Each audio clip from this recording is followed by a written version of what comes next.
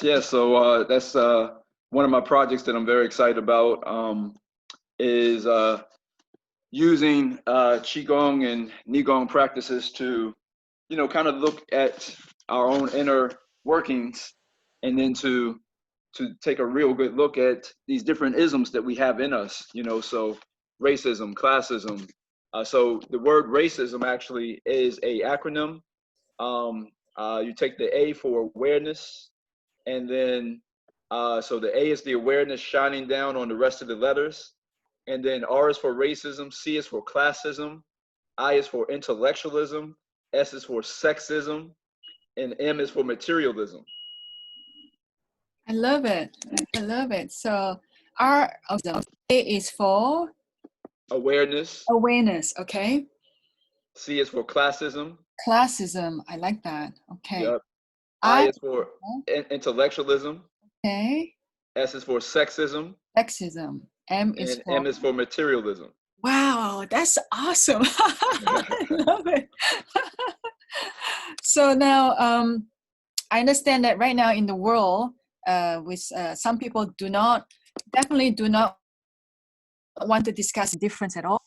They think it's best to sweep it under the rug and just act like it doesn't exist. And that's a safer space to be. But is it the right space to be in, knowing the times that we're in? I think we need to give everybody the chance to be kind of unconventional and try different ways to address this that feels right. I agree. I'm with you on that. Sydney is like, and by the way, do you want me to go by Sydney or Siatni? Because I remember. Sydney is fine. Don't worry. I know you for so long, so it's okay. Okay. Because I always want to honor, the correct pronunciation and everything. No problem. Yeah. For me, and I realized why I was looking so dark. Does it look all right? Can you see me okay? Yeah, I can see you okay. Yeah. I had my screen darkened. That's what it was. So it was looking like I was super dark. I was like, well, I'm going in the sun. And I can't find the sun. Everything looks dark. That's so funny. But yeah, it's wow. I guess that's a great analogy for what's going on. Actually, it's like we think about it as like things look really dark, but we actually have if we're very real, if we take on and be a little uncomfortable with ourselves and with each other, we can actually turn the light on. We're sitting in the dark, but it's like we have the button. All we gotta do is press it, and we'll be able to start seeing things in more light. And to answer your question, I feel like it is a time for us to have uncomfortable conversations about racism, and then about the other isms that are brought up. Like, in order for us, I think the main problem to me, Sydney, why we keep falling into these problems is that we're not evolving. Yes, I concur, definitely. I know that sometimes talk about race, we think about, will this offend anyone? And then how do you talk about it in a way that doesn't offend people? I think a lot of teachers like yourself and me will choose to address it, but a lot of others will not address it, because if you don't address it, you're not offending anybody.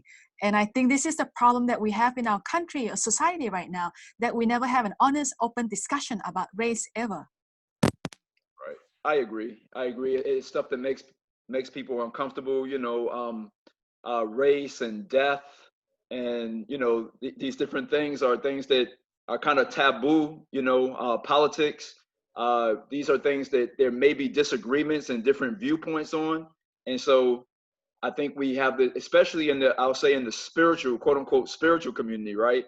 It's like a lot of what we call spiritual bypassing, and it's like, oh, all lives matter. Yes, all lives do matter.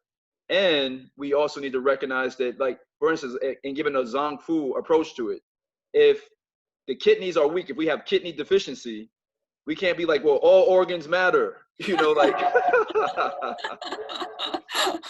we need to address that the kidneys are weak, and, right. and give them some love and focus on them. Right. And so when we say, Black lives matter, it's not saying that other lives don't.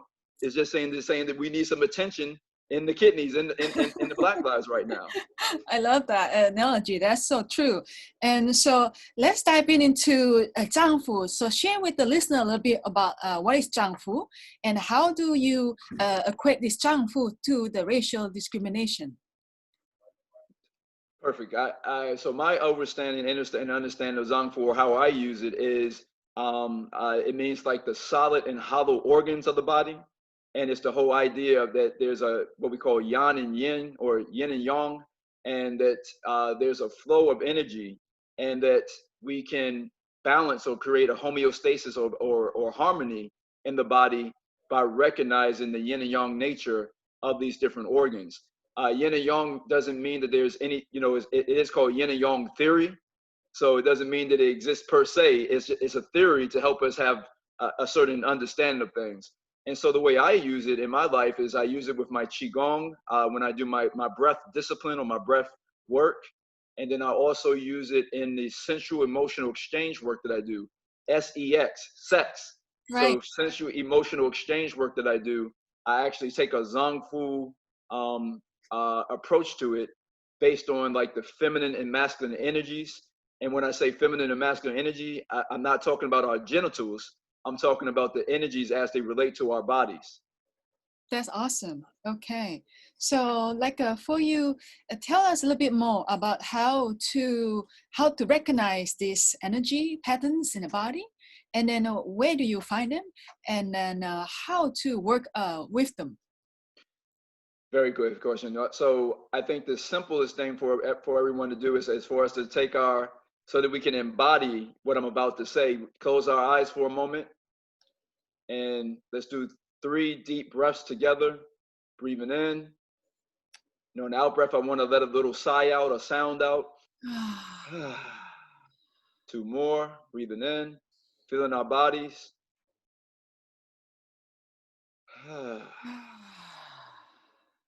One more.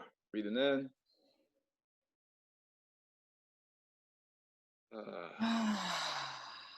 Good. And then open your eyes when you're ready. Yeah. So that is the way, Sydney, I'd like to show people about the yin and yang energies, is to actually embody it. I have an acronym. I like acronyms. So I have an acronym for that process. It's called VIBE, like because we're changing our vibration or our vibe. VIBE, vibe. V is for vocal.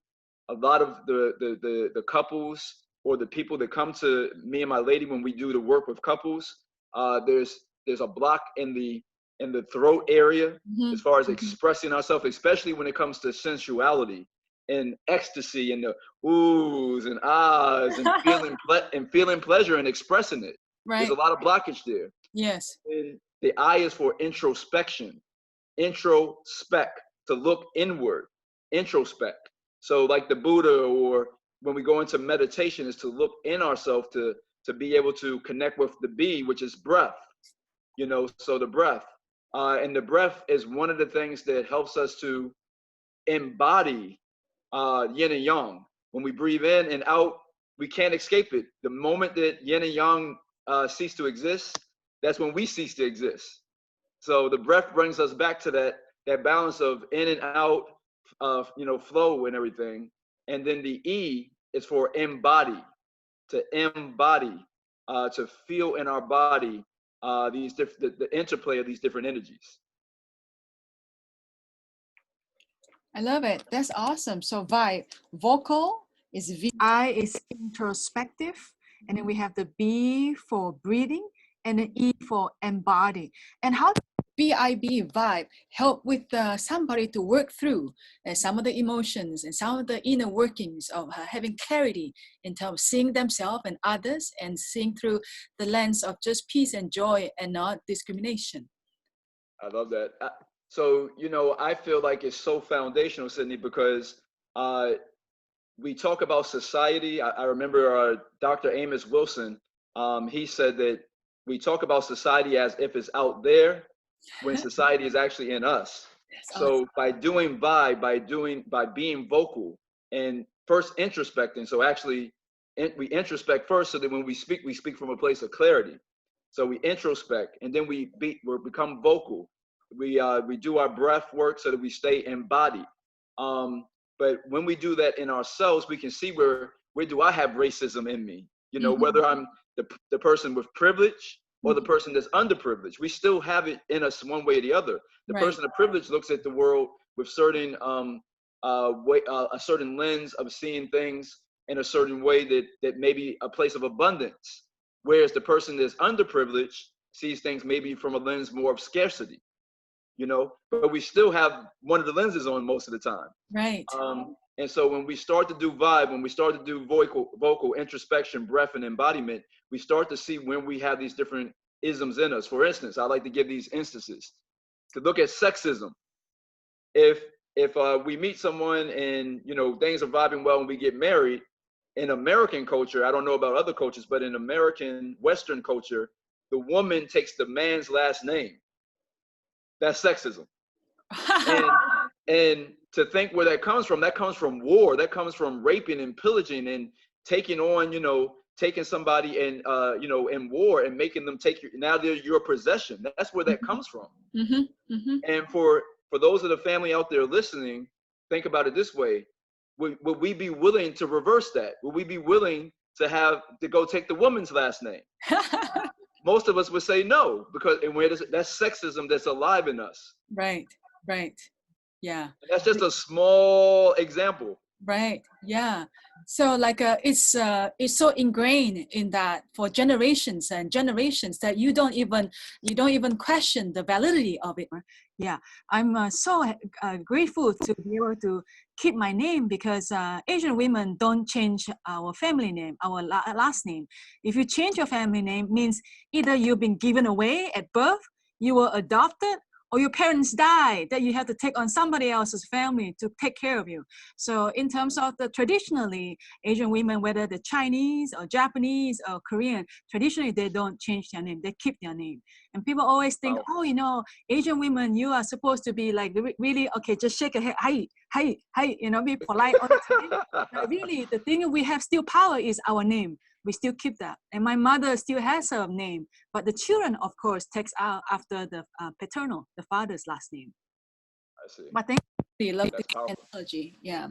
So tell us a little bit more about the internal introspection. That what can somebody use the vibe to really look a bit through, and also be really sit quietly with this acronym, and how would they be able to embody the whole new perspective of themselves?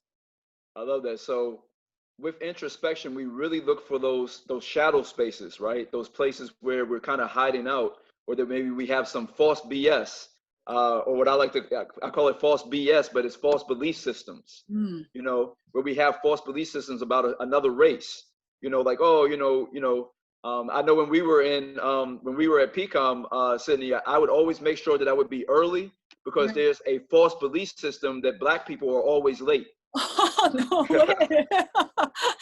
Wow, that's so wrong. Yeah, it's called CP time, colored people time. And actually a lot of white people actually say that about all colored people. So even Asian people, you know, it's called CP time, that we don't know how to be on time. Right. It's a false belief system. Yeah. You know, and this is a small one, or and then we can look at different areas of our life. Like I have an acronym, TIME, TIME, time, intimacy, money, and energy. You know, so these are some places that we can look for the introspection about these different major areas of our life. For instance, intimacy, when it comes to racial intimacy. Oh, you know, if different, you know, we have different stereotypes about different people's sensuality and their intimacy as it relates to their race or their sexuality or their sexism. So these are the things that we can introspect on, is to start looking where we have false BS, false bullshit, false belief systems that may not be serving us. I like that. Just so I want to share this story. I want to share a story of you with the listeners here, is that when you were in class, I remember I was in class with you for herbs. And herbs, we had to learn 500 different herbs just for the first year itself. And I remember taking the quiz and the test, and then identify the herbs. We have like, you know, the professor will put like 10 herbs out and you have to identify them. And I'll go up there and look at the herbs and I know maybe 6 of them. And here comes Shophar. He knows like 10 out of 10 of them. And every quiz, he always scores 100% or 95% up. I'm like 80% percentile. So that's, you know, that's like, you know, it's like it doesn't mean I'm Asian, I'm going to be scoring high all the time, you know. So I understand where you're coming from. So thank you for that. Yes. Yeah, and I love that because I think that kind of falls into the intellectualism slash, and the beautiful thing. So what I do, Sydney, is I actually draw up the the racism acronym. I draw it up just like the Zang Fu, the engendering wheel, you know. And so with the different isms, they actually feed into each other, right? So what you just was talking about is racism actually feeding into intellectualism, where we have this stereotype that, you know, an Asian person is smarter than everybody and that they make the top of the grade, and you know, and that's a pressure. I remember like my lady, she's Indian, and being Asian, to fall into that stereotype, there's a certain pressure to perform at a certain level now. I got to be smarter than everybody else. Right. And then if I'm black, then well, like, oh, I don't do good at math. You know, I'm not good at math, which is bullshit, because math actually, that's one of the things that African people excelled at back in, you know, the time of Egypt and Kemet, which is in Africa. So it's these stereotypes that we all play into one way or the other, whether we know, whether we're ignorant of it or whether we're perpetuating it. Right, right.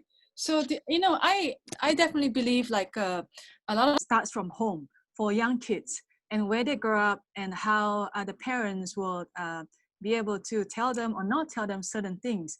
And I know that sometimes, you know, we don't want children to have, you know, children are curious.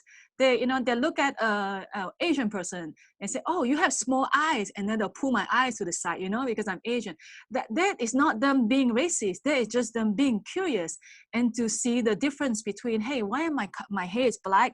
You know, why is my eye so small? And then why my skin so yellow? And then for another person, why is this Mexican brown? You know, why is it all this that the curiosity, I think, is okay. But it's when we start to say, hey, don't say that, don't do this, don't say that because it offend the person. It's when the kids go, did I just say something wrong? Did I, you know, yeah. So, you know, should I mention this at all? And then for them growing up, they don't want to be offensive. So they never look at race issue. I think there's a problem.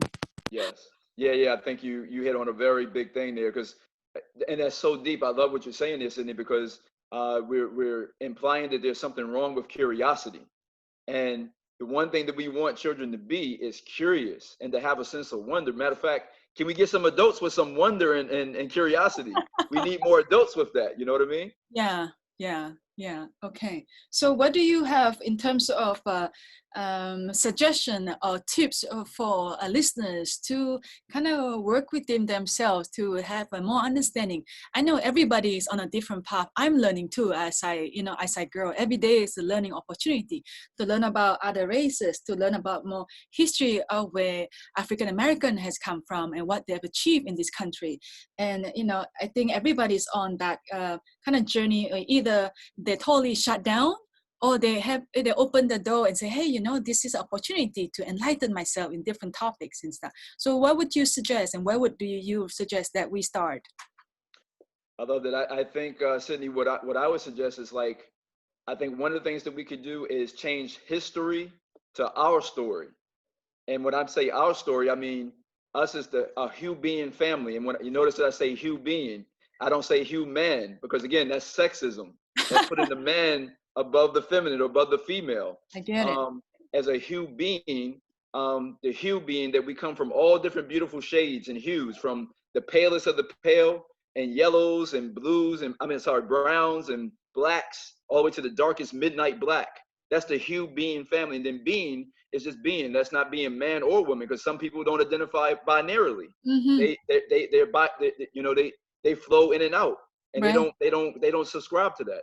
So that would be one thing, is to change our history to our story. And what I mean is to look at the achievements of Asia and all of the beautiful things that the Hue-being family from Asia has brought to the family. And then what have whites brought, European descent, what have they brought to the family? And, the Native Americans, and then also Africa and Africans. We have all brought some beautiful and so not so beautiful things to the family. Right. Let's take the light and the shadow. Right. Yeah, I definitely coming from, because the thing is we try to just block out the darkness all the time. We don't want to look at the atrocities and the crime and all that. But the thing is, that's history. That's part of like how we became here now and today. That's why we became, you know, with all that. So we have to know like all this darkness too if we want to embrace light. So we know the difference. I feel like you said it right on the. Yeah, and one thing, a point to that, Cindy, that I teach in my workshops or with my book and stuff is that, in my opinion, the emotions that we call negative, they're actually not negative per se. They are the soil that our consciousness grows from. You Mm. know, it is in the sadness and the grief and the anger and, you know, these different, you know, and anxiety. When we are embodied and we use the vibe and we start doing the introspection, we can actually grow from those things. And Mm-hmm. that's the soil that the plant grows from. Same thing with the isms, the racism, the classism, and so on and so forth. These are the things that as a Hue-being family, we're going to grow from. Mm-hmm. Mm-hmm. I love it. Thank you. So like, I know we touched a little bit about the yin and yang. You know, when we see the yin and yang in the world in terms of like the violence and all that, we see the outward brutality of somebody towards a certain race, and that's a very young effort. But I think a lot of this racism also is in the yin part, where, you know, it's unconscious kind of ism. It's more of a focus on like limiting the other person down, or not giving, you know, in terms of the omission of that person's identity. You know, there's a lot, the layer that we don't see, the very yin part that is undercurrent of the society, and that's currently being brought up. So what do you suggest on working with this? I know the yang part, you know, the being brutality and the violence part, we see it, but how do we work with the yin part of it? I love it. Wow, really good question. Um, uh, I feel like, in my opinion, one way is sex, sex, sensual emotional exchange. Uh, and when I say that for the family out there listening, I'm not just talking about genitals going in and out of each other. Um, I want to expand. One of my goals, Sydney, is to expand what is meant by sex, and that's why I call it sex, sensual, being the physical body, emotional, being, you know, the emotions, and then the X is for our consciousness or our awareness, and that with our breath we bring consciousness into our emotions and into our sensuality. Mm. Said differently, the word emotion has the word motion in it, and it's our emotions that do certain things to bring certain hormones online. Mm-hmm. And those hormones, the word hormone actually comes from the Greek to set in motion. So hormones even are setting something in motion where? In our bodies. Right. So to answer your question, I feel like to address the yin, which is the subconscious or the superconscious, as I like to call it, Yes. we have to be able to go into a state of trance, to be able to go into a place where of meditation, Mm-hmm. where the yang, you know, way of looking at things is relaxed, and Mm-hmm. now we're more receptive. Mm-hmm. Now we're more open, Mm-hmm. and sex is a natural way to do that. When someone is in a state of orgasm, in a state of bliss or pleasure, we naturally go into a place of more oxytocin and these things that open us up to a new way of looking at things. Right, right. I love it. Okay. So now tell us, Shophar, where can we find you? You know, I'm going to put in the show notes your link or your website and your workshops. I think it's really helpful for us to check out some of the online workshops that you have, and then let us know where we can find you, and then what's coming up for you too. Thank you for that. I appreciate you. I thank you, Cindy, for making space, making room for me to do that. I appreciate you. So you can find me on Instagram if you want to stay in contact with me and really follow my moves and what I'm doing and up to. That's at Instagram is at FO and then underscore show SHO underscore energy underscore work. Fo Show Energy Work. My website is the same thing, just foshowenergywork.com. And I'll just give briefly just 4 things that I'm really excited about that I'm up to. First off is the R.A.C.I.S.M, you know, online course. I will be, my lady and me, we will be putting a date to that soon. So I'll let you know, Sydney, when we have that. Excellent. And again, that's racism. A is for awareness, R is for racism, C is for classism, I is for intellectualism, S is for sexism, and M is for materialism. So it's a really powerful workshop. I just did it for the first time with someone yesterday and they loved it. It's a really empowering workshop.